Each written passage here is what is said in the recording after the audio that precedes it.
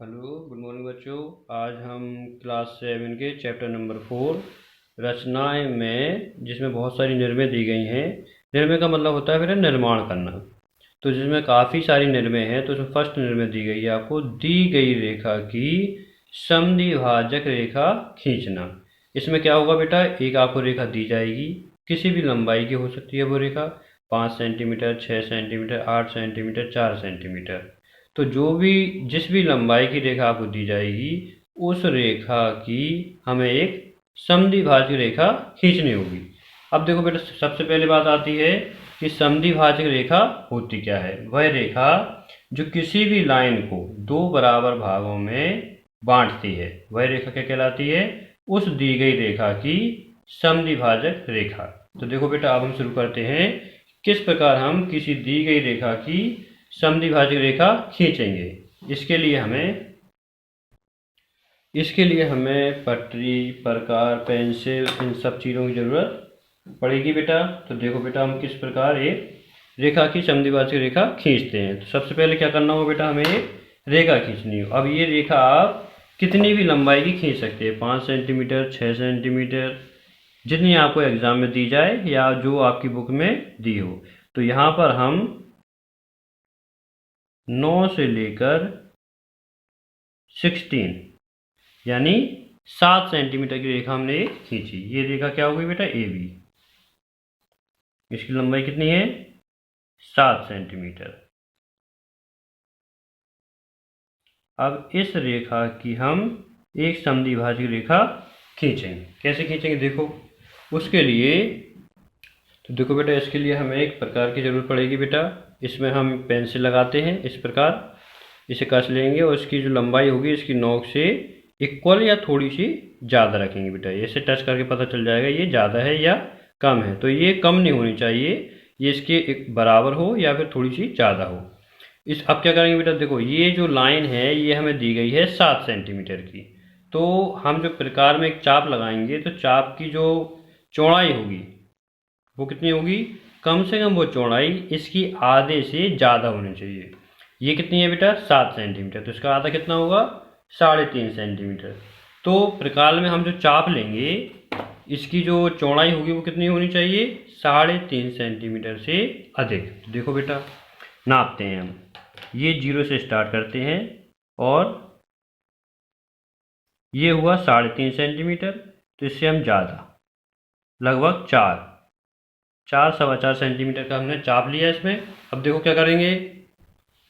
अब ये जो चाप हमने लिया है, इसकी जो प्रकार की नोक है उसको हम बिंदु ए को केंद्र मानकर एक चाप लगाएंगे बेटा ऊपर, इस तरह से, उसी नाप का, और उसको डिस्टर्ब किए बिना उसी नाप का एक चाप हम नीचे की तरफ लगाएंगे इस तरह से। फिर उस चाप को डिस्टर्ब किए बिना प्रकार को हम बिंदु बी पर रखेंगे बेटा, और ये एक चाप लगाया बेटा हमने, और वही चाप नीचे की ओर भी लगाएंगे इस तरह से। तो देखो बेटा क्या हुआ, हमने इस बिंदु ए को केंद्र मान के दो चाप लगाए, एक ऊपर एक नीचे। देखो बेटा, जो चाप हमने प्रकार में लिया था, तो बिंदु ए को केंद्र मानकर हमने दो चाप लगाए, एक ऊपर और एक नीचे की तरफ इस तरह से। और फिर बिंदु बी को केंद्र मानकर एक चाप लगाया ऊपर की तरफ और एक चाप लगाया नीचे की तरफ। देखो, जिसने पुराने चापों को दोनों बिंदु पर काटा, एक ऊपर और एक नीचे। तो हमने ऊपर वाले बिंदु को मान लिया पी बिंदु और नीचे वाले बिंदु को मान लिया क्यू बिंदु। अब देखो, अब हम बिंदु पी को बिंदु क्यू से मिलाते हुए एक रेखा खींचेंगे। देखो बेटा, बिंदु पी और ये है बिंदु क्यू, तो दोनों की ये कटान बिंदु हैं, इनको मिलाते हुए हम एक रेखा खींचेंगे। तो ये जो रेखा मिली बेटा, ये रेखा ए बी की क्या होगी? समद्विभाजक रेखा होगी, क्योंकि इसने ए बी को दो बराबर भागों में बांट दिया है। क्या करना है, सबसे पहले रेखा ए बी खींची बेटा, ए को केंद्र मानकर हमने एक ऊपर चाप लगाया, एक नीचे चाप लगाया। इसकी चौड़ाई को बदलेंगे नहीं, बिना बदले हुए हमने बिंदु बी पर प्रकार रख के एक चाप ऊपर लगाया, एक चाप नीचे लगाया, जिसने पुराने चाप को बिंदु पी पर और क्यू पर काटा। हमने बिंदु पी को बिंदु क्यू से मिलाया। तो ये जो PQ रेखा मिल रही है हमें, ये क्या होगी, रेखा AB की समद्विभाजक रेखा। तो इस तरह हम किसी भी दी गई रेखा की समद्विभाजक रेखा खींच सकते हैं, और ये रेखा इस रेखा को दो बराबर भागों में बांटती है बेटा। अब देखिए बेटा, अब हम एक दिए गए कोण की समद्विभाजक रेखा खींचेंगे। अभी हमने दी गई रेखा की समद्विभाजक रेखा खींची थी बेटा, अब हम एक कोण हमको दिया जाएगा, उस कोण की समद्विभाजक रेखा खींचना हम सीखेंगे। तो किस प्रकार करेंगे समद्विभाजक, ये देखिए। देखो बेटा, इसके लिए हम एक कोण ले रहे हैं बेटा, कोण O, जिसे हम कोण AOB या कोण BOA भी लिख सकते हैं। ये कोण का चिन्ह है, और ये जो बीच में जो भी अक्षर लिखा होता है बेटा, ये कोण उसी पर बना हुआ माना जाता है।